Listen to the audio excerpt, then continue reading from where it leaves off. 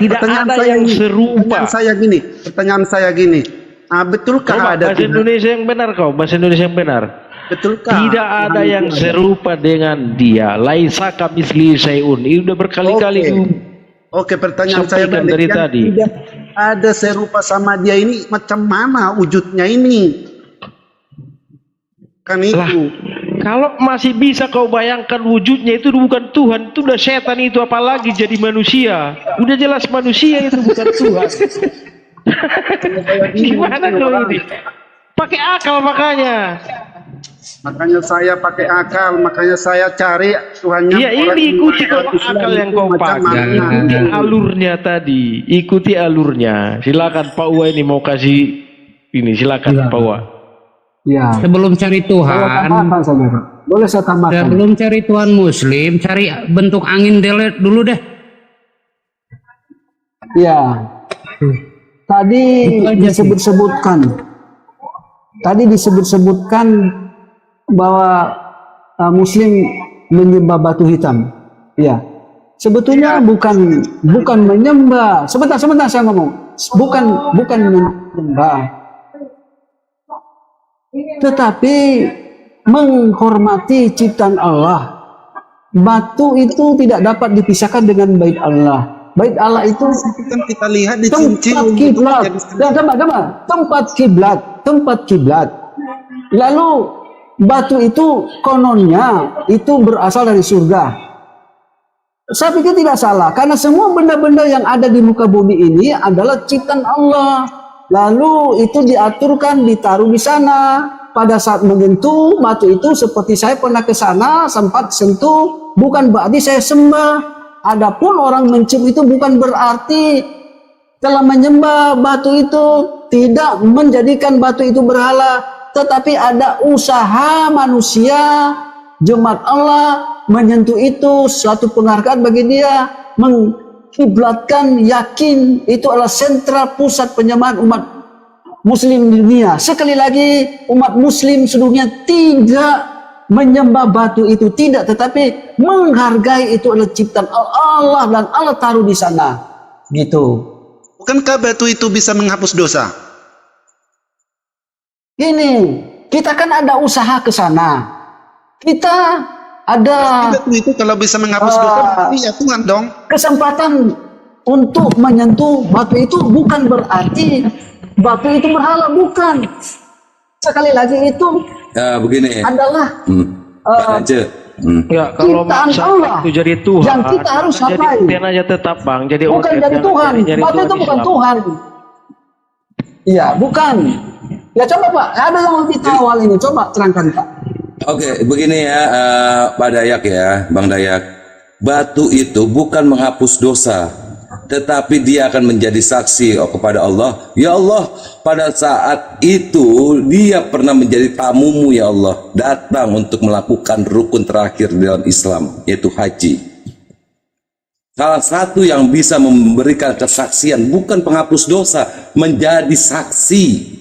Tempat sujud saya waktu saya sholat di masjid, masjid itu akan bicara pada Allah. Ya Allah, ini si Gemah sholat maghrib ini tadi di masjid Anu, batu yang ada di masjid itu akan bicara pada Allah. Dia benar, dia pernah membaca Quran ini, pernah membaca azan seperti ini, dan membaca sholat seperti ini.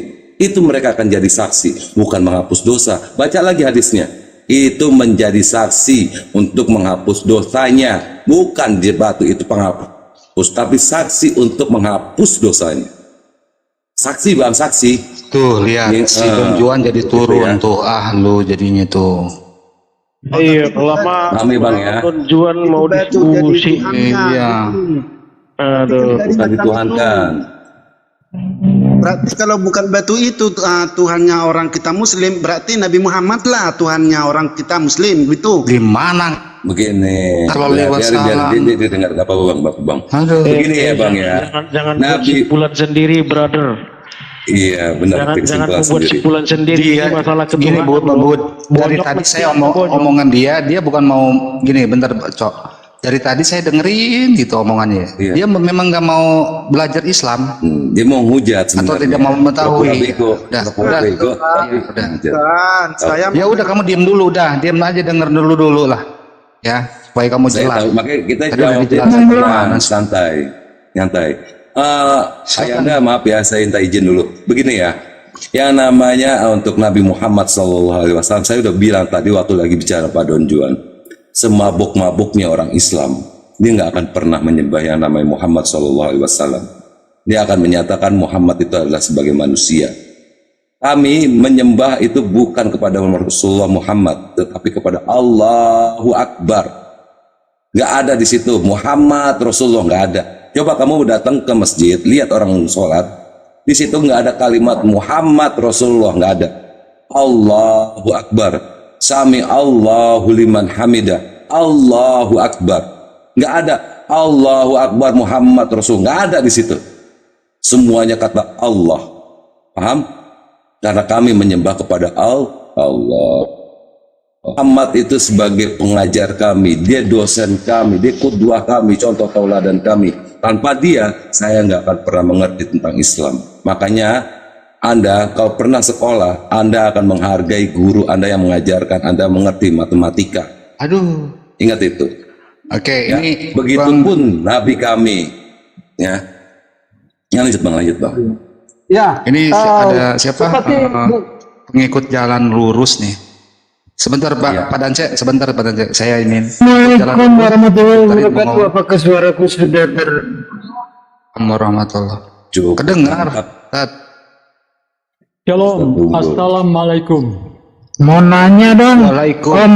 Om ya, Bentar Pak. Iya, gimana? Ustaz? 1 menit saya, 1 menit. Oh, pada Sebentar, aja mau ngomong tunggu saya 1 menit. Oh, silakan Pak. Itu sama Silakan, kirim. silakan. dan anak Ya. Sesembahan Ustadz beneran suku Dayak 2 menit. 2 menit. 2 menit saja. Sebentar Ya, Ustaz Tunggul. Sesembahan Pak Dance, orang Ustaz Tunggul Muslim sebentar ya itu- Pak Dance. Ya. Silakan. Sesembahan orang muslim itu adalah Allah Subhanahu wa taala. Allahu Akbar. Dia disebut Subhanahu wa taala, yang maha tinggi dan yang maha mulia. Apakah itu ada di dalam Alkitab? Ada. Yang maha tinggi dan yang maha mulia itu. Yesaya pasal 57 ayat 15. Begini bunyi firman Allah. Sebab beginilah firman yang maha tinggi dan yang maha mulia. Jadi disebutkan Subhanahu wa ta'ala itu ada di dalam kitab orang Kristen, Yesaya pasal 57 ayat 15. Jadi penyembahan muslim tidak kesasar, tapi tepat sesuai dengan apa yang telah diaturkan oleh Allah Subhanahu wa ta'ala. Saya minta maaf karena saya ada sesuatu yang saya ingin kerjakan. Saya mau undur dulu, jika Tuhan izinkan saya naik lagi. Allahu Akbar. Ayonda, terima kasih. Syukran kasiron. Barakallahu fikum. Salam buat Timothy. Ya Bapak. Iya, salam Timothy. Ya, guru masalah. Nah, itu orang Nah, tua itulah. tuh. Kita hormati. Enak sebenarnya gini, dari bisa dibantah-bantah dulu, dengerin aja, mau dibantah yang lain, jadi jangan menyimpulkan gitu loh. Karena Bukan, ya, saya bukan membantah, tapi saya hanya bertanya saja begitu. betul bertanya, tapi Iya. kamu menyimpulkan dari tadi gimana? Iya, Jadi tadi itu kan Tuhannya batu bukan. kan, kamu gitu gimana? Itu nyimpulin namanya. Dengar. Kan abang yang datang tadi itu bilang, makanya saya terpikir loh, macam apa tadi nggak ada katanya Tuhan orang Islam itu, tapi katanya Abang batu. mana? Itu Kristen itu. Aduh, makanya saya turun. Gimana sih? Udah. Saya jadi bingung, betulkah batu itu Tuhannya orang? Makanya saya tanya yang Tidak ada tahu. yang nyembah batu. Dengerin anak Dayak. Batu itu mau hilang kayak mau pecah, mau apapun, mau disembunyiin, nggak ada yang nyembah batu. ya, boleh Saya di sini tadi sholat Isya. Mau diulang lagi batunya? Dosa dari tadi saya sholat Isya, dengerin. Apakah ada di depan mata saya batu gitu? Kalau sholat harus ke sana dulu gitu? Bukan? Kalau hadap Coba sana, kamu pikir aja, saya sholat di sini. depan tuh tembok rumah. Bos Dayak, sesuatu yang sudah berulang-ulang gak usah lah, bosan kuping orang pun biarpun bosan. Nengok Saya kau dari mau tadi cari. di sini bukannya mau mencari Saya mau kebenaran. cari, belum dapat saya. Macam mana? Sampai Yang King Tuhan Richard yang satu dicabut ini. gara-gara kau. Nanti kamu mati dulu baru kedapatan tuh. Ya, boleh Dan suara baru. nggak akan nemuin kamu nggak Boleh. bakalan. Host, Saya suara baru dong. ya silakan. Baik, assalamualaikum warahmatullahi wabarakatuh. Waalaikumsalam warahmatullahi wabarakatuh. Oke, terkait tadi masalah tanggapan dari Bung Anak tadi, begini, secara sederhananya Tuhan dalam Islam itu mungkin ada 3 kriteria. Yang pertama, dia itu absolut, mutlak, maha dia, maha kuasa, maha mengetahui, maha pintar, maha cerdas, semuanya maha, absolut, mutlak. Itu yang pertama. Kemudian yang kedua, Tuhannya orang Islam itu dia punya sifat distinct. Apa itu distinct? Berbeda dengan yang lain. Nah, berbeda dengan lain artinya karena dia itu Tuhan, mustahil dia memiliki kesamaan dengan sesuatu yang lain. Karena dia tadi maha perkasa, maha kuat, maha mengetahui, maha hidup, maha awal dan dia maha akhir, maka tidak mungkin dia berakhir. Kalau dia maha awal, maka tidak mungkin ada yang mengawali. Karena sifatnya yang seperti itu, itulah dia berbeda dengan yang lain. Tidak mungkin sama dengan yang lain. Kemudian yang ketiga, Tuhannya umat Islam itu dia unik. Apa itu unik? Satu-satunya. Enggak ada yang semisal, yang sepadan, yang mirip dengan dia, itu enggak ada. Makanya kalau bahasa Al-Quran itu laisa kamitslihi syai'un. Kalau dalam bahasa Al-Quran juga itu qul huwallahu ahad, Allahus samad, lam yalid wa lam yulad wa lam yakul lahu kufuwan ahad. Itu di saat dikatakan, katakanlah dialah Allah yang Maha Esa, satu-satunya, unik tadi. Karena dia unik, di ayatnya yang terakhir itu dia walam yakul lahu kufuwan ahad. Dia tidak ada yang sekufu. Yang sekufu itu yang setara, bukan saja setara, mirip aja nggak ada. Nah, jadi 3 kriteria ini, saudara Anak, silakan tempelkan. Batu tadi yang dituduh Tuhan tadi, dia punya nggak 3 sifat ini? Dia maha mutlak nggak itu batu? Batu udah pecah itu batu tuh, berarti dia nggak maha kuasa. Nah, kemudian apakah dia distinct? Dia berbeda dengan lain nggak batu itu? Batu, oh ternyata ada batu lain. Ada batu akik, ada batu giok, ada batu apalagi batu, macam-macam batu. Oh ternyata dia tidak memenuhi. Unik, satu-satunya ya batu itu yang ada di dunia ini. Oh enggak, ada batu yang lain tadi. Nah, jadi kalau dikatakan batu itu sesembahannya umat Islam, ya tidak. Karena umat Islam itu punya parameter yang jelas tentang Tuhan itu seperti apa.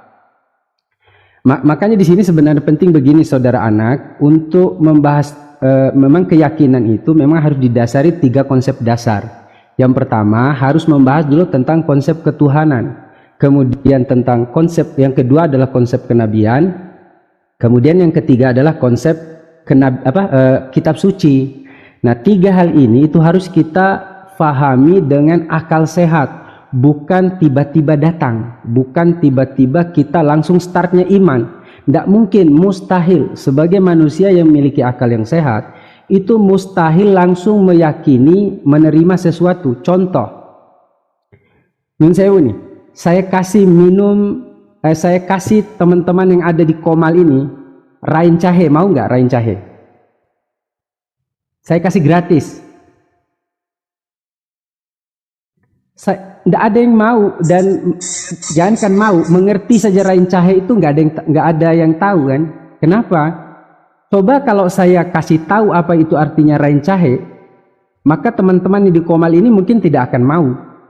Rain jahe itu semacam sejenis ular yang ada di daerah saya. Rain jahe itu sejenis ular berbisa yang mungkin sejenis dengan Black Mamba lah. Nah, saya kasih gratis tuh ke teman-teman. Pasti tidak mau. Nah, ketidakmauan teman-teman itu, terutama saudara anak, itu tidak mau menerima rain cahaya tadi, ular tadi. Kenapa? Karena sudah ada pengetahuan, ular berbisa, ngapain saya mau ambil? Artinya apa? Ternyata pengetahuan saudara menentukan sikap dan keyakinan saudara. Nah, maka disinilah pentingnya ilmu pengetahuan sebelum yakin, sebelum iman, sebelum percaya. Nah, makanya di dalam Islam itu disebut begini, al-ilmu imamu amal.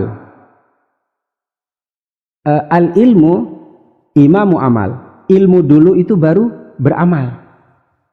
Nah, amal itu terbagi menjadi dua, ada amalan fisik, ada amalan hati. Nah, termasuk dalam amalan hati yakni meyakini.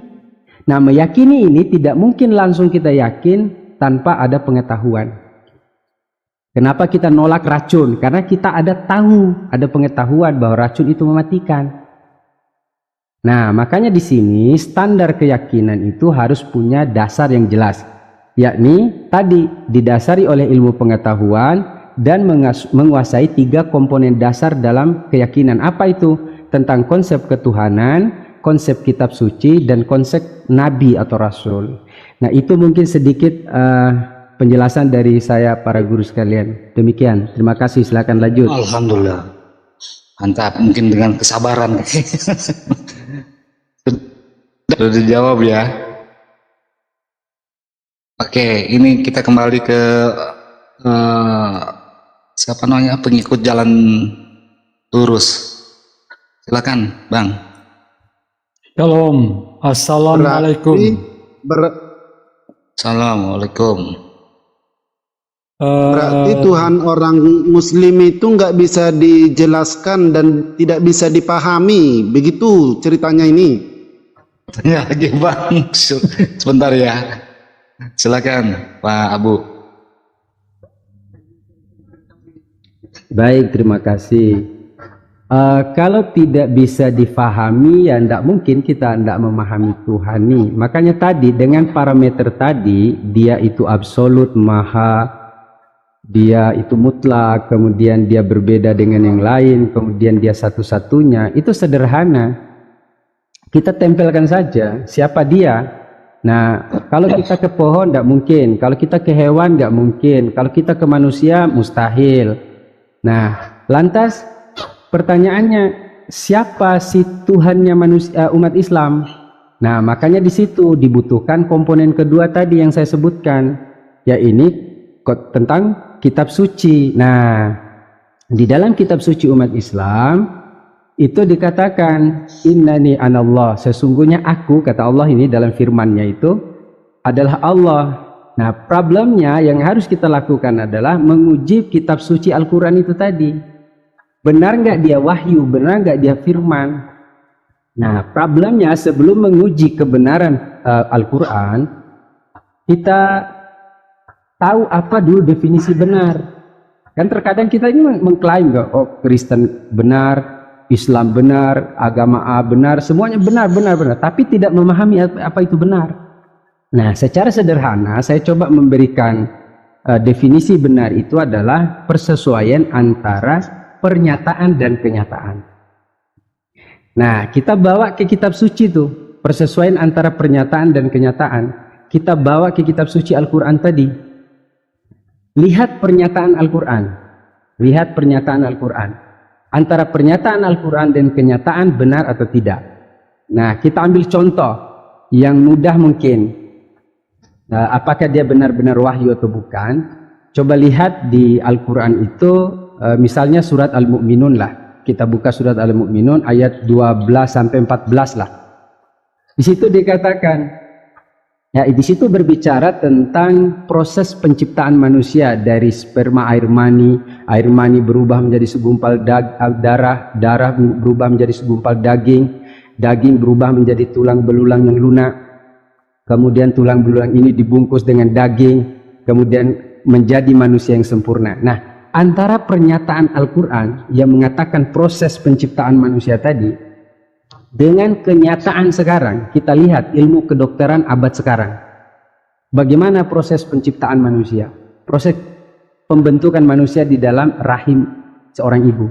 Ternyata yang disebutkan oleh Al-Quran 1400 tahun yang lalu, benar, pernyataan Al-Quran 1400 tahun yang lalu dengan sekarang, benar, sesuai. Nah, maka dari situ, untuk mengetahui, dan masih banyak ayat lain ya, tapi ini segera contoh saja karena kita terbatas waktu. Nah, sebagai pernyataannya sudah benar, sesuai antara pernyataan dan kenyataan, maka bisa dipastikan Al-Quran ini adalah wahyu. Karena benar tadi kita sudah sepakat tuh bahwa benar adalah persesuaian antara pernyataan dan kenyataan. Nah, lantas siapa itu Tuhannya umat Islam? Nah, terjawab tadi dalam Al-Quran menyebutkan innani anallah, sesungguhnya aku ini adalah Allah. Kenapa harus dia yang memperkenalkan diri? Lawang dia Tuhan. Manusia kan punya keterbatasan untuk menyebut ini Tuhan. Kalau pakai pemikiran akal manusia untuk menentukan, oh ini kamu Tuhan, ini kamu Tuhan, kacau. Kita akan mempertuhankan kambing, kita akan mempertuhankan sapi. Kalau pakai akal manusia, kita akan mempertuhankan pohon, kita akan mempertuhankan nenek moyang, kita akan mempertuhankan roh-roh yang tidak jelas dan lain sebagainya.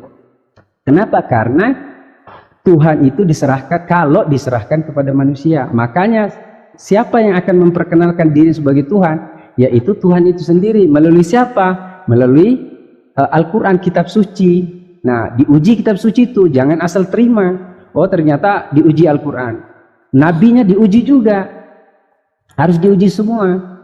Karena untuk meyakini sesuatu tadi itu kan kita harus tahu, faham. Kalau kita nggak paham sesuatu, langsung start iman, pasti tidak ada ketenangan dalam jiwa. Karena iman itu, maka dalam bahasa Arab itu, al-imanu huwa tasdiqul jazimut tabiqu alal waqi'anid dalil. Jadi iman itu adalah pembenaran yang bersifat pasti. Pembenaran yang bersifat pasti 100%, nggak ada keraguan sedikit pun. Kenapa? Karena dia sesuai dengan fakta dan didukung dengan dalil atau bukti-bukti. Kalau tidak punya daya dukung keimanan tadi, bukan iman, tapi disebut dengan wahnun. Apa itu wahmun? Keraguan. Ada yang lebih rendah lagi, syak. Di bawahnya lagi itu. Nah itu, jadi seperti itu. Kalau dibilang Tuhannya umat Islam itu tidak dimengerti, tidak, mustahil, pasti dimengerti. Kalau kita menggunakan akal sehat tapi. Kalau tidak menggunakan akal sehat, maka memang tidak akan dimengerti. Karena Allah sebagai sang pencipta itu kan memberikan akal kepada manusia tuh. Nah, akal ini sebagai instrumen dasar. Nah, di dalam diri kita itu kan Allah itu udah kasih itu logika untuk berbicara tentang benar dan salah. Etika berbicara tentang baik dan buruk. Estetika berbicara tentang indah dan jelek. Nah, ketiga instrumen ini itu belum sempurna karena dia belum mampu menjangkau hakikat baik dan benar tadi. Hakikat benar salah tadi, maka dibutuhkan Al-Quran dan Rasul sebagai penyempurna. Nah gitu mungkin secara singkat. Mohon silakan dilanjutkan oleh guru-guru yang lain. Ada lagi pertanyaan? Pasti ada lagi ya pertanyaannya anak Dayak. Itu demi untuk mengetahui Islam itu kan, karena saya mau belajar Islam kan banyak sih, tapi kan inilah dasarnya saya mau makanya saya bertanya dasarnya kan Tuhan itu harus saya kenal dulu. Makanya itu dulu yang pertama saya cari begitu. Tapi yang saya ambil tadi, yang saya kutip, yang bisa saya pahami, berarti Tuhan itu di Muslim itu samalah dengan firman begitu. Tidak bisa dilihat, tidak ada wujudnya, tidak ada tidak berwujudlah, begitulah apanya.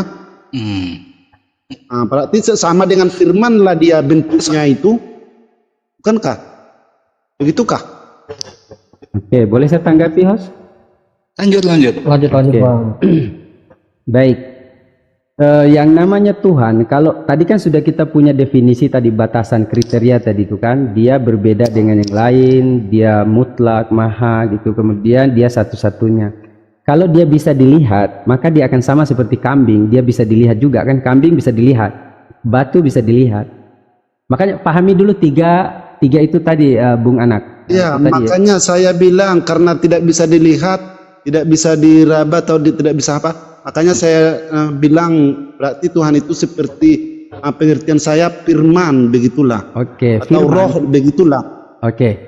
Firman itu kalau dalam pemahaman umum ya, pemahaman umum manusia, firman itu perkataan. Iya, Yes, betul. perkataan. Seperti yang paling banyak seperti roh lah. Kalau roh itu kan nggak bisa kita lihat, nggak bisa kita raba, nggak bisa kita pegang. Itulah seperti itulah Tuhan. Iya, kalau disamakan dengan roh sendiri itu merupakan ciptaan juga dari Sang Pencipta. Iya, memang ciptaan tapi tidak bisa dilihat kan? Ya, oke, tidak bisa dilihat, memang sepakat, tidak bisa dilihat. Saya selesaikan Berarti dulu ya. macam itulah Tuhan itu. Ya. Ya, Tuhan itu tidak bisa dilihat, tetapi dia bukan roh ya, bukan roh. Dia kan begini. Saya paham. Oke, baik, bagus. Alhamdulillah. Berarti dia tidak bisa dilihat, tidak bisa dipegang, tidak bisa diimajinasikan oleh kita, itu tidak bisa. Tidak berwujud begitu.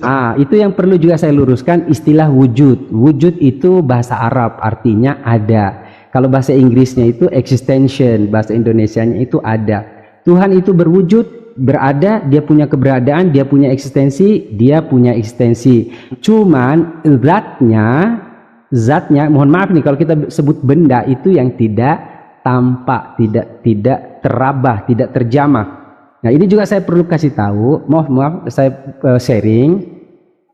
Sesuatu yang memiliki bentuk itu ada di dalam kerangka ruang dan waktu. Nah, sesuatu yang berada dalam kerangka ruang dan waktu itu pasti memiliki batas yang namanya awal dan akhir.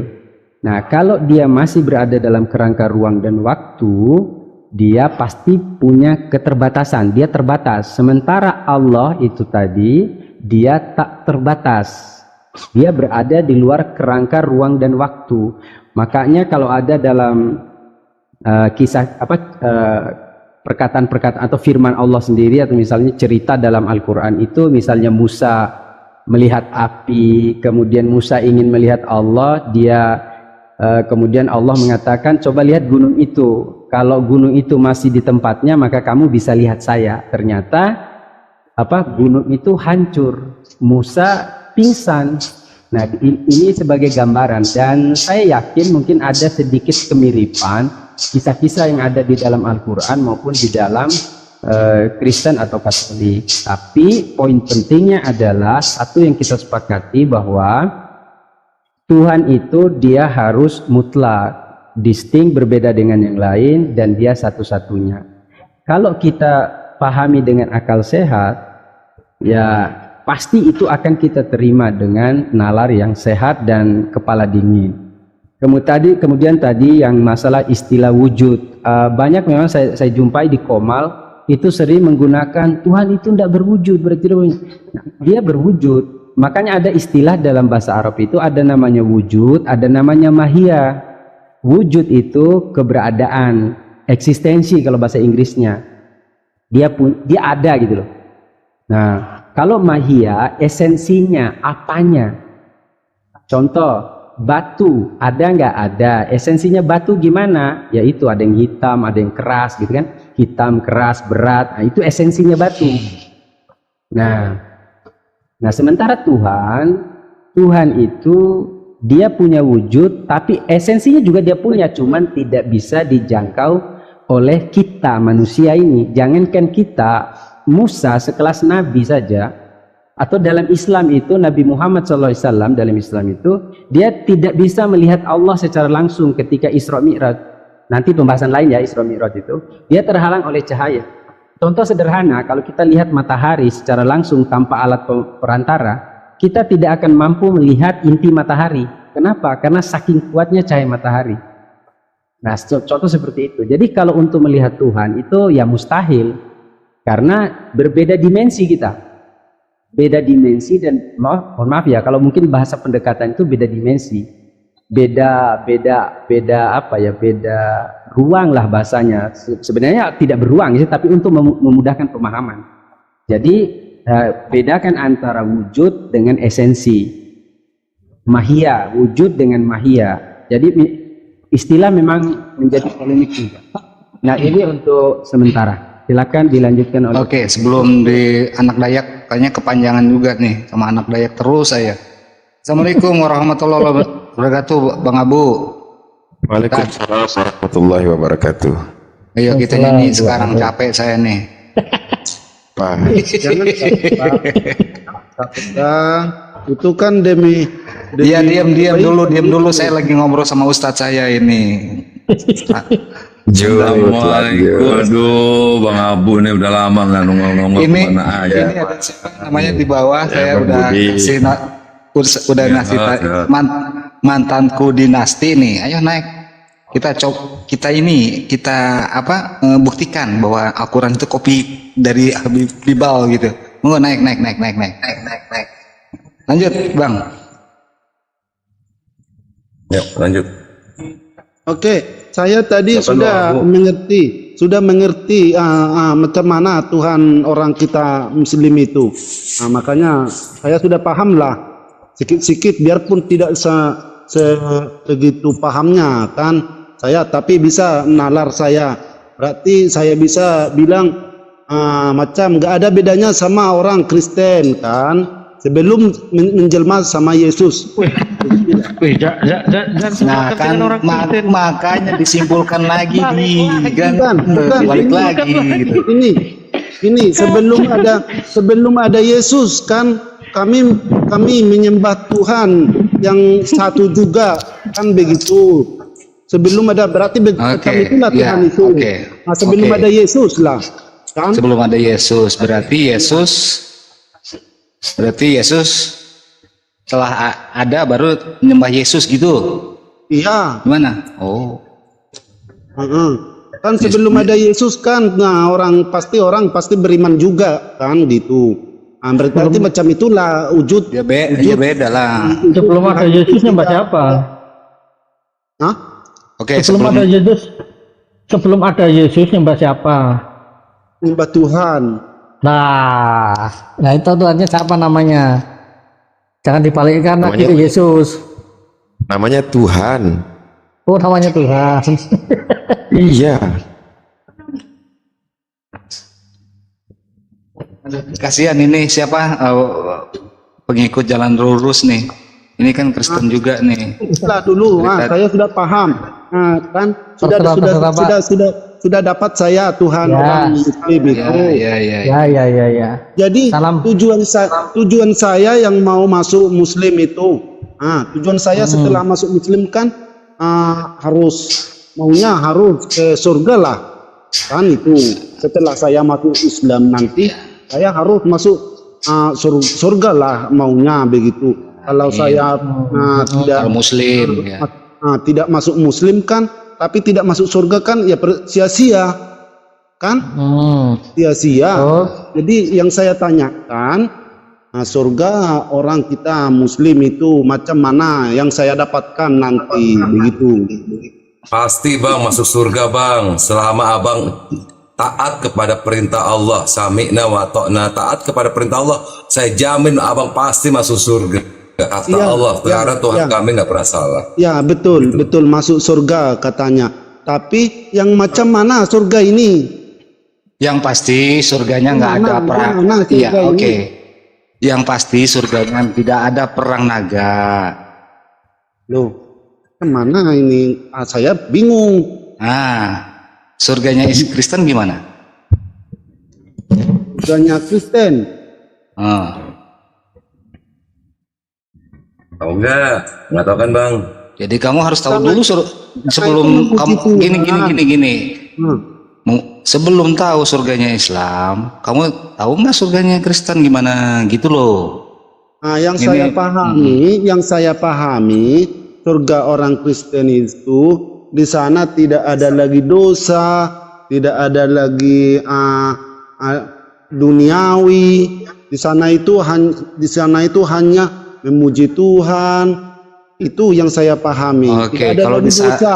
Oke, Tidak ada lagi kalau di dosa. sana memuji Tuhan, ngapain di sini memuji-muji Tuhan? Di sana Iya. memuji Tuhan. Iya, terus Di ngapain di bumi? sini memuji Tuhan di sini? Kalau di sana juga memuji Tuhan. Ya untuk kebaikan Apa di bedanya? bumi. Buminya kan bukan Kalau begitu, ada. berarti Silakan, Bu. kalau Bu, di silakan, surga Bu, silakan, untuk Bu. kebaikan di surga.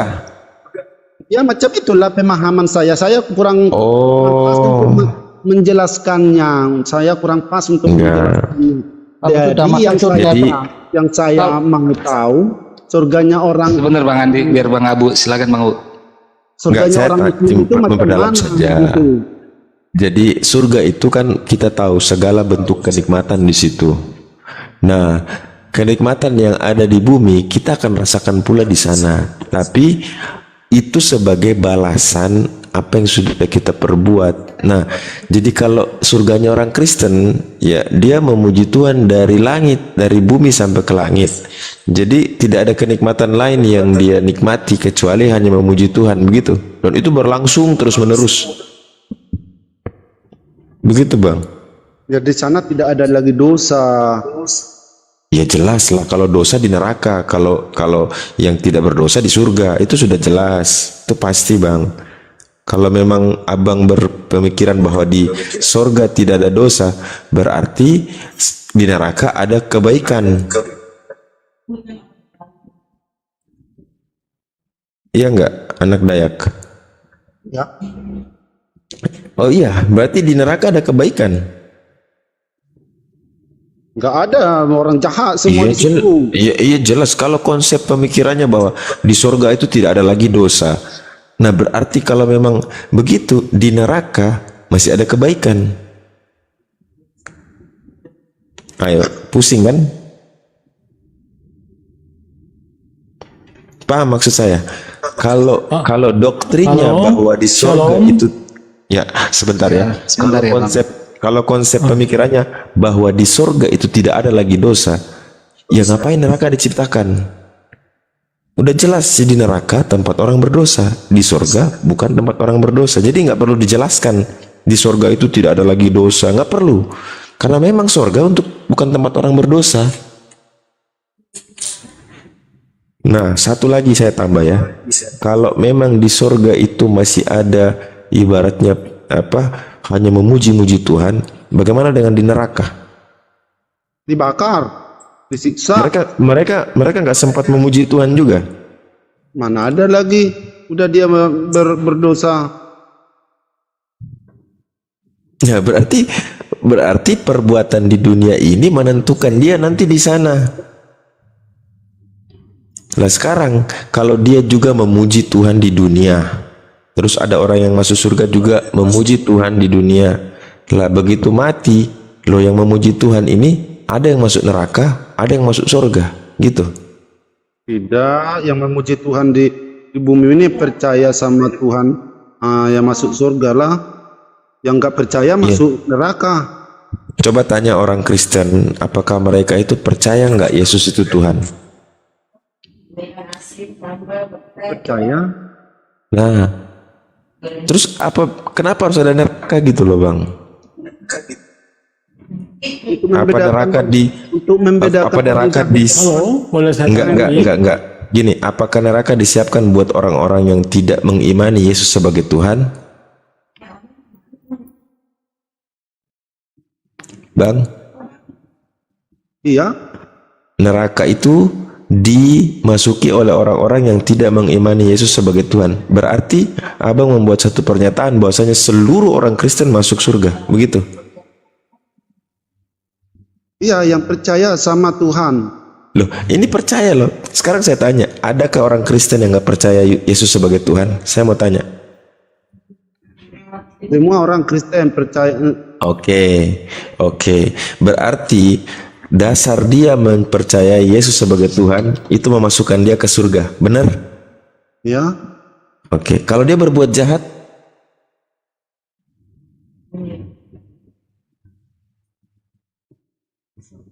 Oh, ini salah satu menjadi berlaku. Kalau dia berbuat jahat ya masuk neraka lah dan tidak percaya sama Yesus. Makanya dia harus bertobat. Yang dimaksud percaya itu gimana?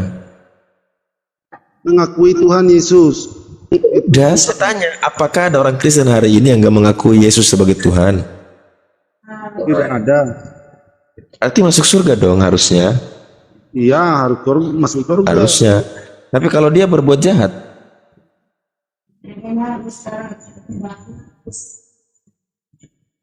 dia harus bertobat. Kalau nggak bertobat masuk neraka. ya jadi intinya walaupun dia meyakini Yesus sebagai Tuhan, ya, kalau dia berbuat jahat, kalau dia nggak bertobat, dia tetap masuk neraka. Iya. Ya, udah selesai. Berarti kan tidak mesti orang mengakui Yesus sebagai Tuhan otomatis masuk surga. Makanya kalau sudah mengakui Tuhan Yesus itu sebagai Tuhan, jangan lagi berbuat dosa. Nah, sekarang ada nggak manusia yang nggak berdosa?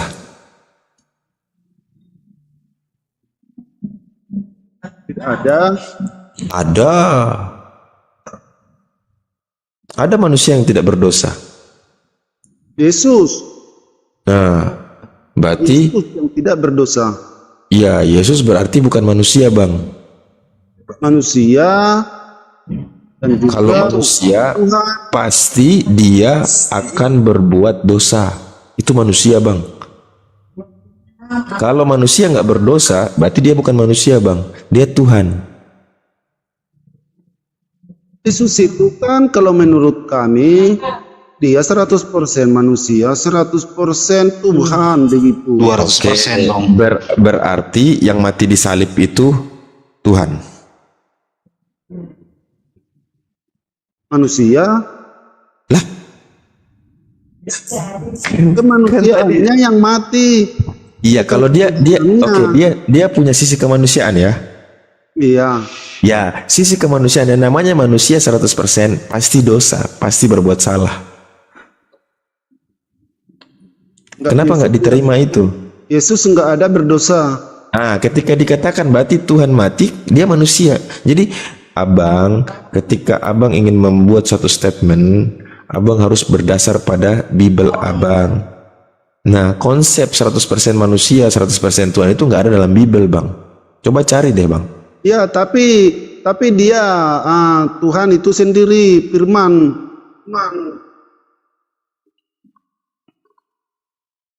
Itu pemahaman kami. Kasih aja ke jalan pengikut jalan lurus aja. Silakan pengikut jalan lurus mungkin mau nambahin untuk meluruskan gitu loh supaya kami ini nggak pusing dari tadi.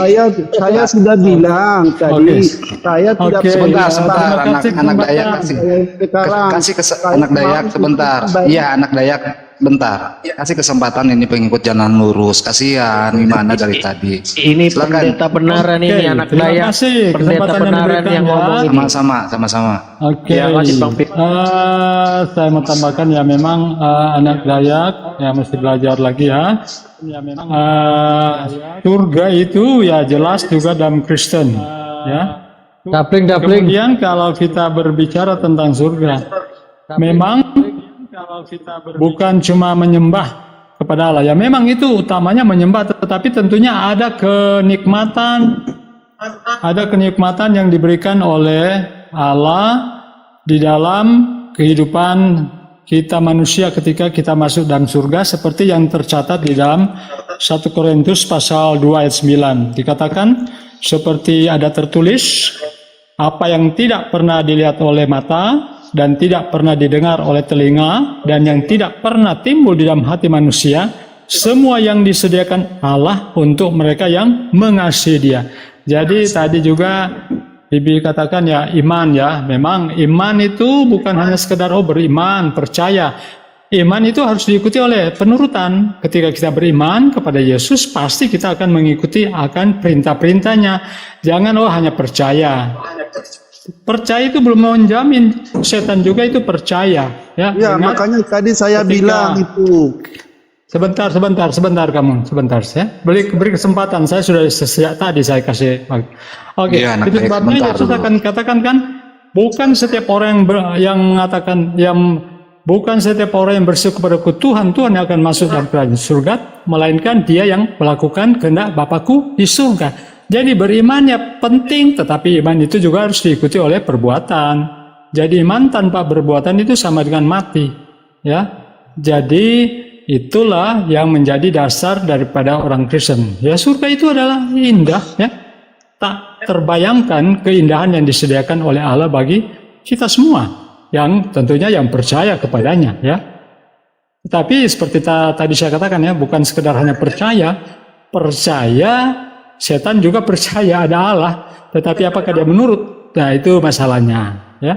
Jadi ya kita tentunya harus menuruti akan kehendak Bapaknya di surga. Saya kira mungkin itu dulu. Kalau tadi sudah kepanjangan, saya sampai lupa mau ngomong apa. Silakan Bu, mungkin Abu sama Abu aja. Bu Adi. Rad. Iya. Pak pengikut, apa kehendak Bapak yang di surga itu, Pak? Kehendak Bapakku di surga yaitu apa? Menuruti hukum-hukum Tuhan tentunya. Ini mohon maaf ini Pak ya, saya masih belum paham antara Bapa dengan Tuhan ini yang mana sebenarnya. Oke, Yesus datang ke dunia ini kan sebagai firman yang nusul menjadi manusia. Jadi Allah yang menjelma menjadi manusia seperti yang tertulis di dalam Yohanes 1 ayat 14. Jadi dia datang ke dunia ini, dia sebagai manusia. Itu sebabnya tadi saya juga dengar Tuhan mati. Tidak ada Tuhan yang mati, ya.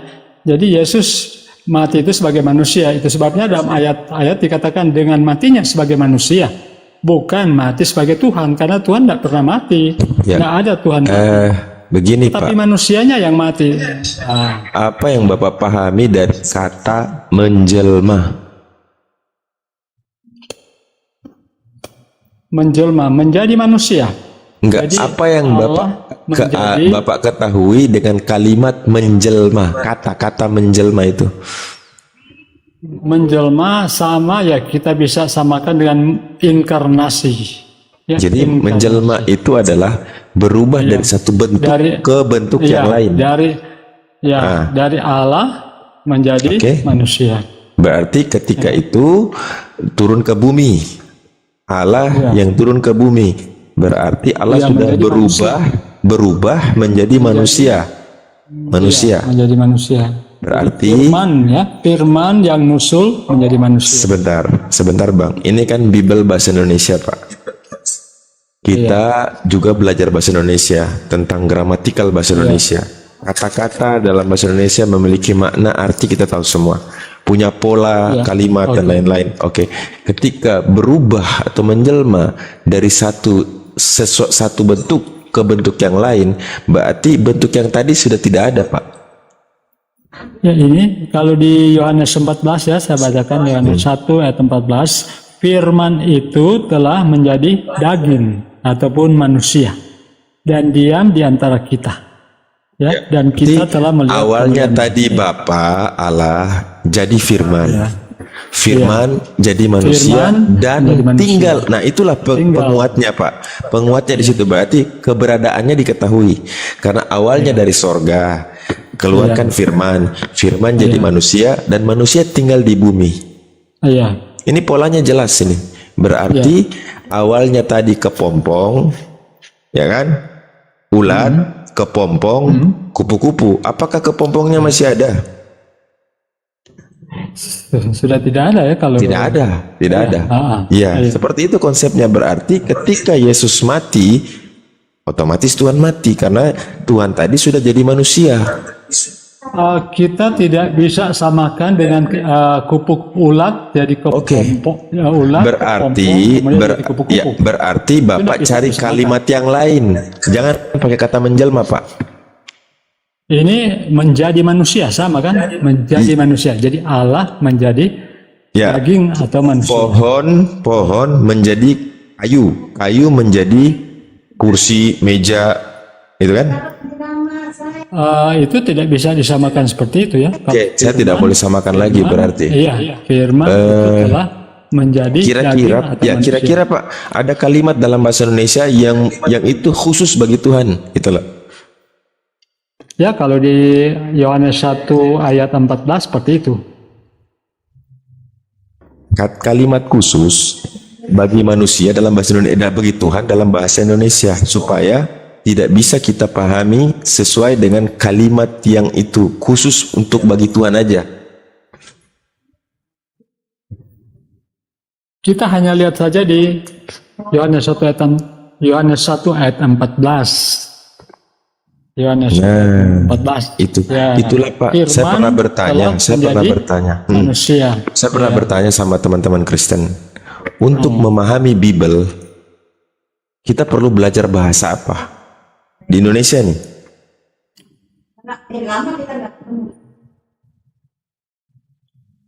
Untuk memahami Bible, Pak, kita harus belajar bahasa apa, Pak?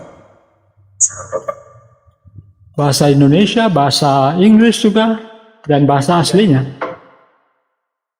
Nah, kalau Bapak bilang bahasa Indonesia, bahasa Inggris, bahasa aslinya. Oke, saya tanya Bapak lagi nih. Mohon maaf, ini bukan saya lagi jadi penyidik ya, bukan. Karena selama ini ya teman-teman Kristen sama teman-teman Muslim itu terbentur dalam bahasa Indonesia, seolah-olah bahasa Indonesia itu diperkosa atau ingin diubah makna dari makna umumnya. Nah, sehingga kata-kata yang harusnya dipakai ke manusia itu ada ke Tuhan juga. Nah, karena tidak ada kata berikutnya.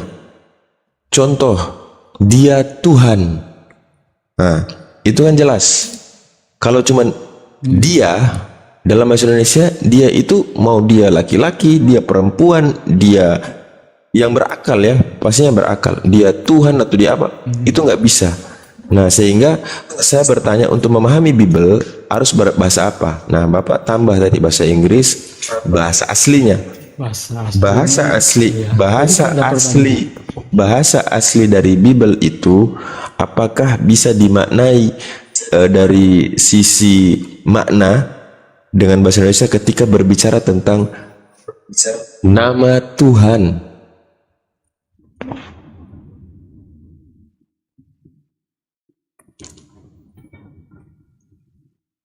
Halo Pak.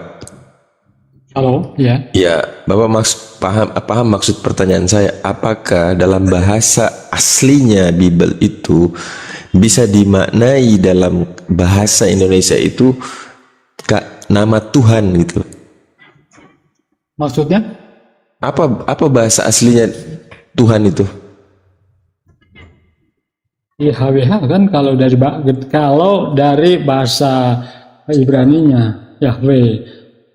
Emang Bible PB itu bahasa Ibrani ya? Kalau perjanjian baru itu bahasa Yunani. Oke. Iya. Berarti yang Theos, ya. Karena saya temukan Mbak dalam Bible di Indonesia terkait itu PB ya, EPL ya. Iya. Yang di situ disebutkan kalau nggak salah di Heskel, di Yeremia, saya lupa. Di situ disebutkan aku telah mengenalkan kepadaku aku ini Tuhan, itulah namaku. Nah, itu di bahasa Indonesia yang kita baca. Aku adalah aku ya. Adalah aku. Aku telah memperkenalkan kepada aku. Intinya gini loh. Sebentar saya cari ya. Di Yeremia juga ada, di Heskel juga ada. Berapa itu? Yeremia sebentar. Ini Yeremia sampai 52 ya. Saya lupa 22 apa 28 ya. Sebentar. Ada di situ. Kalau memang kita pakai bahasa Indonesia, maka nama Tuhan itu Tuhan. Kita tinggal juga cocokkan dengan kitab bahasa Inggris ya, perbandingannya.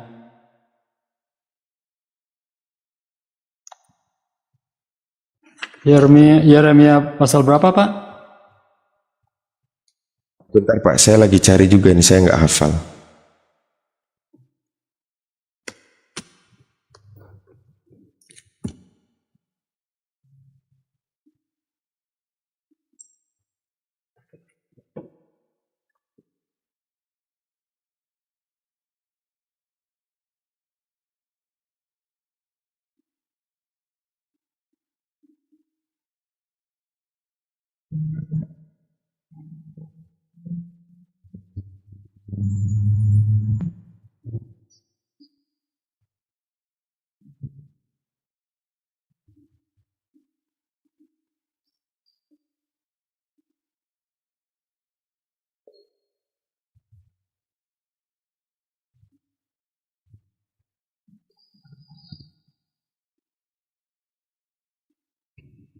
Ini bagus dialog kita ini, nggak ada menghujat, nggak ada mencerca, ini bagus ini dialog yang sehat nih.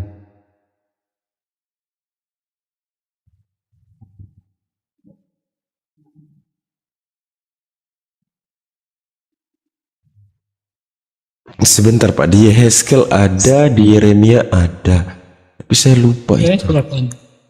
Sebentar, saya lagi buka nih, dan masih ada di historinya. Ya, Yeremia itu di PL 3:17 coba buka Bang. Yesaya. Oh, Yeremia 3:17. Yesaya 42. Yesaya 42. Aku ini Tuhan, itulah namaku.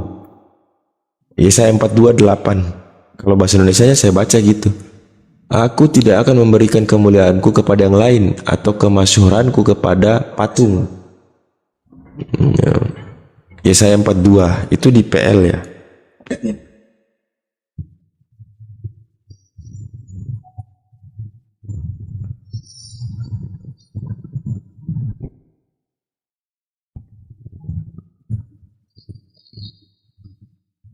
Yesaya 42 berapa?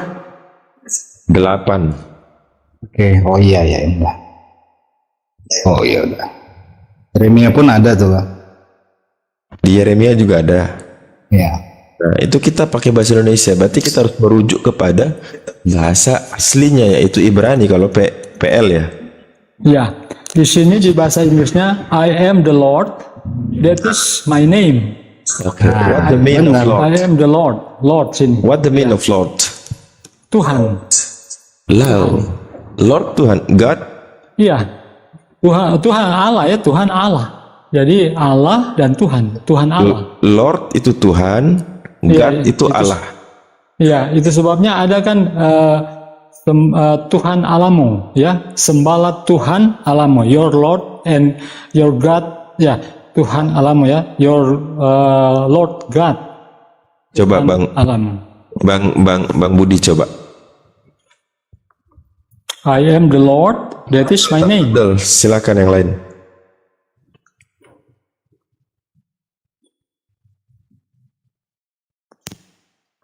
Oke. Kalau Theos apa Bang? Theos itu Tuhan, ya, bahasa Yunani kan itu. Oke, kalau Kurios? Kurios Tuhan juga, tapi itu Tuhan dan Allah ya. Jadi Theos Allah, Kurios itu Lord. Itu sama dengan juga di perjanjian lama juga Lord, ada Lord. Oke, gini, mohon maaf. Bentar, saya tanya.